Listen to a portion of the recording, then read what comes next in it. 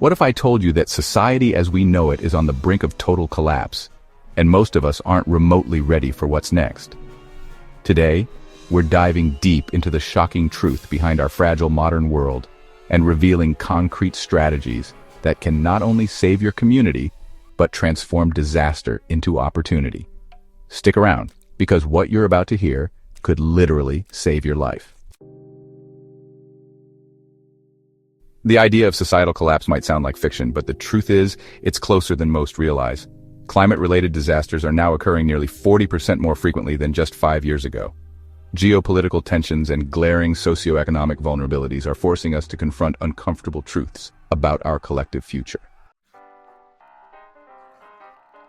And here's why it matters. Recent surveys indicate that only half of U.S. residents believe disaster preparedness can genuinely reduce their risks, and almost 40% feel little to no connection to their local communities. This disconnection isn't just sad, it's dangerous. Strong communities are our best defense against collapse, yet many of us live isolated and unprepared.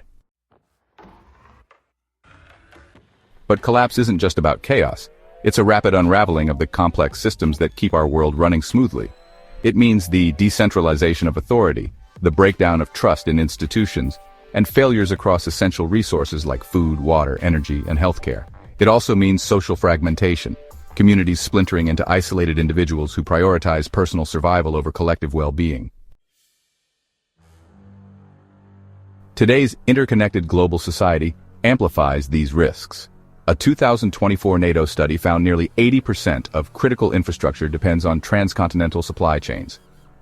If one domino falls, the ripple effects could be catastrophic.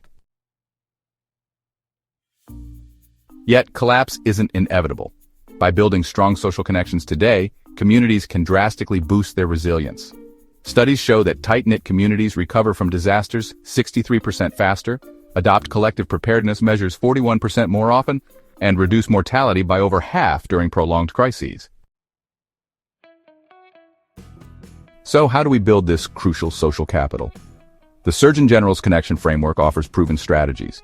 Take Los Angeles County's neighborhood disaster preparedness pods, for instance.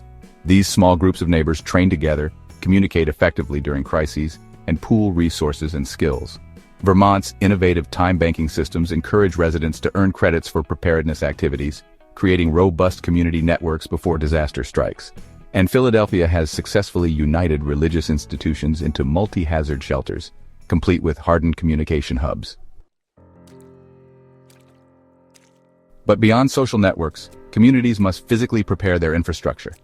Alaska's Small Community Emergency Response Plan, or SCRP, provides an outstanding blueprint. By decentralizing water through community rainwater harvesting, establishing solar and wind-powered microgrids, and transforming vacant structures into vertical farms, communities significantly improve their odds of survival. Critical infrastructure upgrades like Faraday cage-protected community centers, or EMP sheds, store backup medical supplies and secure communication gear. In flood-prone areas, underground utility tunnels double as evacuation routes, ensuring safe passage during disasters. Effective governance is also vital. The Navajo Nation's response to COVID-19 showed how dual sovereignty models, integrating tribal and federal systems, can streamline disaster response while preserving local autonomy. Civic lottery councils, randomly selected residents overseeing preparedness budgets, can reduce corruption and elite control, while university partnerships enhance predictive analytics, making communities proactive rather than reactive. Just as crucial is cognitive resilience, the ability to mentally adapt under pressure. Cities like Providence, Rhode Island, hold monthly collapse scenario games, improving residents' crisis decision-making significantly. Trauma-informed leadership training reduces PTSD rates dramatically in post-disaster scenarios, and digital detox drills, going offline for 72 hours, identify critical gaps in analog survival skills. Fortitude Ranch in Nevada provides an inspiring example. This survival community uses phased memberships, dual-purpose infrastructure, and skill exchanges, proving that preparation doesn't mean sacrificing quality of life. It means enhancing it. In fact, preparing for collapse can paradoxically strengthen communities against everyday crises. The COVID-19 pandemic revealed that towns investing in social capital beforehand faced much smaller economic downturns. With climate scientists predicting a 200% increase in compound disasters by 2035, the choice between chaos and resilience has never been more urgent.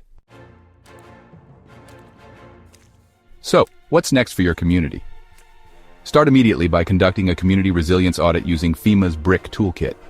Map out your local mutual aid networks, convert public spaces into resilience hubs, and establish regional barter exchanges for crisis-specific resources. Collapse preparedness isn't about preventing the inevitable, it's about architecting societies capable of dignified adaptation. As the Ik people of Uganda have demonstrated over thousands of years enduring repeated collapse cycles, true resilience isn't permanence.